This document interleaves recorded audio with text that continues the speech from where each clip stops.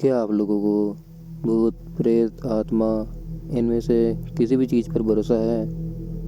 सच बोलूं तो इनमें से किसी भी चीज़ पर मुझको आज तक भरोसा नहीं था।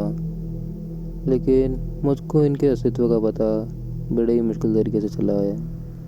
मैं एक पुलिस वाला हूँ। मेरे को जॉब करते हुए अब 6 साल से ऊपर हो चुके हैं। मेरी ये जॉब बड़ी मुश्किल से लगी है, इसलिए मैं अपनी जॉब की काफ़ी इज्जत करता हूँ।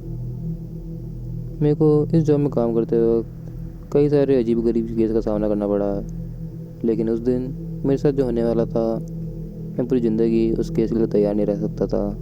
उस दिन रात के 9:30 बज रहे थे। मेरी ड्यूटी ख़त्म होने में सिर्फ आधा घंटा ही बाकी था। तभी हमारे स्टेशन का फ़ोन बजा। मैंने उस फ़ोन को उठाया तो आगे से किसी आदमी की आवाज़ आ रही थी।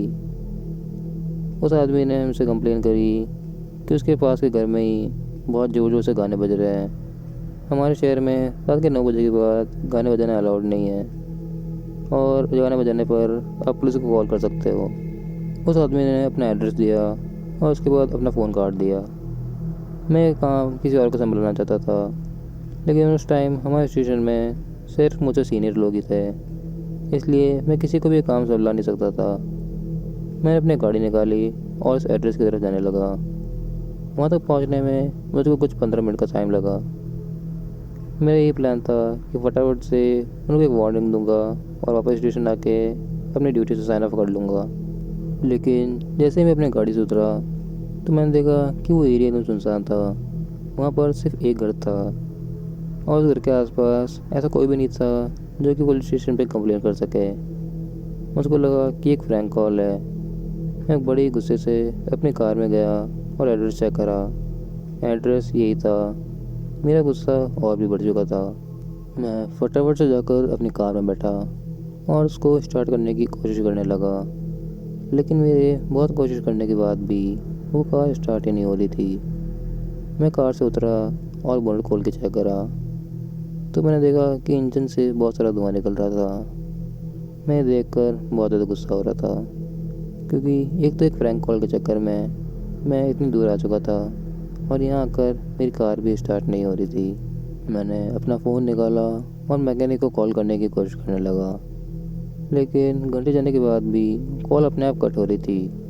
ध्यान से देखने पर मैंने पाया कि वहाँ पर नेटवर्क ही नहीं आ रहा है। ये देखकर मैं और ज़्यादा गुस्सा हो चुका था। मैंने अपना फ़ोन अपनी जेब में डाला और अपनी कार से एक सिगरेट का पैकेट निकाला। मैं बाहर होकर सिगरेट पी रहा था, तभी मेरे को आइडिया आया। जो घर मेरे को दिखाई दिया था वो 3 मंजिल का था।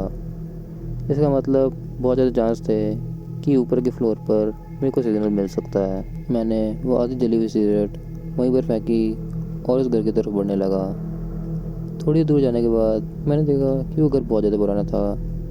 उसको देख के ऐसा बिल्कुल भी नहीं लग रहा था कि उसके अंदर कोई रहता है, और उस घर के पास पहुँचते ही मेरा यह शक यकीन में बदल चुका था, क्योंकि उस घर के गेट के ऊपर एक बहुत बड़ा ताला लगाया हुआ था। उस घर की बहुत सारी दीवारें टूटी फूटी थी, तो उसकी थोड़ी दूरी पर मेरे को एक टूटी हुई दिखाती गई थी, जो कि उस घर के अंदर ही जा रही थी।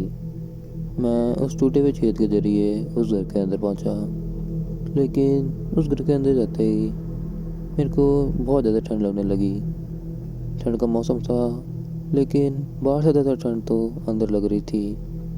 साथ ही उस घर में बहुत ज़्यादा शांति थी। हाँ, रात का टाइम था, लेकिन वो शांति कुछ ज़्यादा ही थी। मेरे को झिंगुर की आवाज़ तक नहीं सुनाई दे रही थी, और ना ही किसी भी चीज़ की।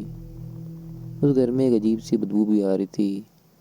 वो शायद ऊपर से आ रही थी, बट वो जो भी बदबू थी बहुत ज़्यादा गंदी थी। वो घर हर तरफ से टूटा फूटा पड़ा था। उसके अंदर बहुत ज़्यादा जलन आई हुई थी।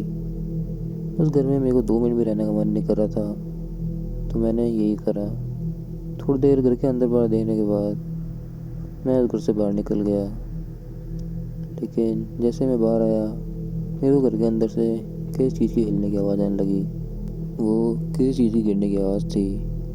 मैंने पास की एक खिड़की से अंदर जाने की कोशिश करी, लेकिन मुझे कभी समझ में नहीं आ रहा था, क्योंकि सारा सामान इधर उधर बिखरा हुआ पड़ा था। तभी मुझको एक चीज़ दिखाई दी। वो एक परछाई की तरह थी, लेकिन उसकी आंखें एकदम सफ़ेद चमक रही थी। और वो धीरे धीरे मेरे पास आ रही थी। मेरे को उसके कदमों की आवाज़ बिल्कुल नहीं आ रही थी और उसको देख के ऐसा लग भी नहीं रहा था कि वो चल रही है। ध्यान से देखने पर मैंने पाया कि उसके पैर 2 इंच हवा में हैं। मैं ये देख के बहुत ज़्यादा डर चुका था। मैं पीछे मुड़ा और अपनी पूरी ताकत से उस घर से दूर भागने लगा। कुछ 10 मिनट भागने के बाद मेरे को लगा कि मैं बहुत दूर आ चुका हूँ, लेकिन मैं जैसे ही मुड़ा तो मैंने देखा कि अभी तक मैं उस घर की बाउंड्री से भी बाहर नहीं आया था और वो चीज़ उस घर के बाहर आ चुकी थी। वो अभी भी मेरे पीछे कर रही थी, लेकिन वो बहुत ज़्यादा धीरे थी। मैं कोशिश कर रहा था कि मैं उस चीज़ से दूर जाऊँ, लेकिन मैं दूर जा नहीं पा रहा था। ये सब कुछ एक बुरे सपने की तरह दिखाई दे रहा था। मैं अपनी पूरी कोशिश कर रहा था कि अगर ये कोई सपना है तो मैं जल्दी अपनी नींद से उठ जाऊँ, लेकिन ऐसा कुछ भी होते हुए दिखाई नहीं दे रहा था। वो चीज़ मेरे पास आती जा रही थी और जब वो मेरे बहुत पास आई तो मैं उस चीज़ को क्लियरली देख पा रहा था। वो चीज़ एक परछाई की तरह ही थी। उसके ऊपर ना ही नाक थे, ना ही कान और ना ही कोई चेहरा। वो मैं इसको देख के बता भी नहीं सकता था कि एक औरत है या फिर आदमी। कुछ ही देर में मेरे पैरों ने भी काम करना बंद कर दिया था। वो चीज़ मेरे बहुत नज़दीक आ चुकी थी। वो मेरे जस्ट आगे आके रुकी, लेकिन उसके मेरे आगे आके रुकते ही मैं हवा में उड़ने लगा। मेरे को ऐसा फील हो रहा था कि मेरी गर्दन से मेरे को कोई पकड़ के ऊपर उठा रहा है, लेकिन वो चीज़ अपनी जगह से हिली भी नहीं थी। मेरे को धीरे धीरे सांस लेने में बहुत ज़्यादा मुश्किल हो रही थी और कुछ ही देर में मेरी आंखों के आगे अंधेरा जाने लगा। जैसे मैं उठा तो मैंने देखा कि मैं अपने कार के अंदर था और मैं एकदम सही सलामत था। ये सब कुछ शायद एक बुरा सपना था। ये सोचकर मैं कार से बाहर निकला। मैंने देखा कि सब कुछ एकदम नॉर्मल दिखाई दे रहा था। मैंने अपना फ़ोन निकाला तो उसमें नेटवर्क दिखा रहा था। मैंने मैकेनिक को कॉल करा तो कुछ आधे घंटे में ही वो मैकेनिक वहाँ तक आ गया। मैं पूरे टाइम उस मैकेनिक के पास ही खड़ा था क्योंकि मुझको अब अकेला रहने में बहुत ज़्यादा डर लग रहा था। मेरे को ऐसी चिंता में देखकर उस मैकेनिक ने हंसते हुए कहा कि आपको देखकर ऐसा क्यों लग रहा है कि जैसे कि आपने कोई भूत देख लिया हो। ये कहकर वो मैकेनिक जोर जोर से हंसने लगा, लेकिन मैं बिल्कुल भी खुश नहीं था क्योंकि मेरे साथ जो हुआ था उसके बाद कोई भी आदमी मुझसे बहुत ज़्यादा डर चुका होगा। लेकिन मैंने देखा कि मैकेनिक रुक ही नहीं रहा है, मतलब वो जोर जोर से हंसे जा रहा है। मैंने ये भी देखा कि जैसे जैसे वो हंसता जा रहा है वैसे वैसे वो उस पर्चे की तरह बन रहा है। कुछ 10 मिनट लगातार हंसने के बाद मेरा मैकेनिक एकदम उस परछाई की तरह बन चुका था। वो धीरे धीरे एकदम सीधा खड़ा हो गया और मेरी आंखों में देखकर घूरने लगा। ऐसा लग रहा था कि अपनी आंखों से ही मेरे को मार देगा। तभी मेरे को ऐसा लगा कि मेरे को कोई और जोर से धक्का दे रहा है। धीरे धीरे वो धक्का बहुत तेज हो गया और मैं बहुत तेज़ी से जाके उस घर के टकराया। उस घर में शायद कोई लकड़ी का टुकड़ा था, क्योंकि मैंने अपनी छाती पे देखा तो एक लकड़ी का बड़ा सा टुकड़ा मेरी छाती के आर पार आ चुका था। धीरे धीरे मेरी आंखों के सामने वापस अंधेरा छाया और जैसे ही मेरी नींद खुली मैं उस कार के अंदर था। मैं अभी भी उस कार के अंदर ही हूँ और करीब 1500 बार मर चुका हूँ। मैं कितना भी रोऊँ या कितना भी गिड़गिड़ाऊँ, वो चीज़ मुझको यहाँ से जाने ही नहीं दे रही है। मैं यहाँ पर कैद हो चुका हूँ। उस चीज़ के ऊपर कोई भी चेहरा नहीं है तो मुझको एक्सप्रेशन देख नहीं पाता, लेकिन मैं एक चीज़ पक्का कह सकता हूँ, उसको इस काम में बहुत ज़्यादा मज़ा आ रहा है।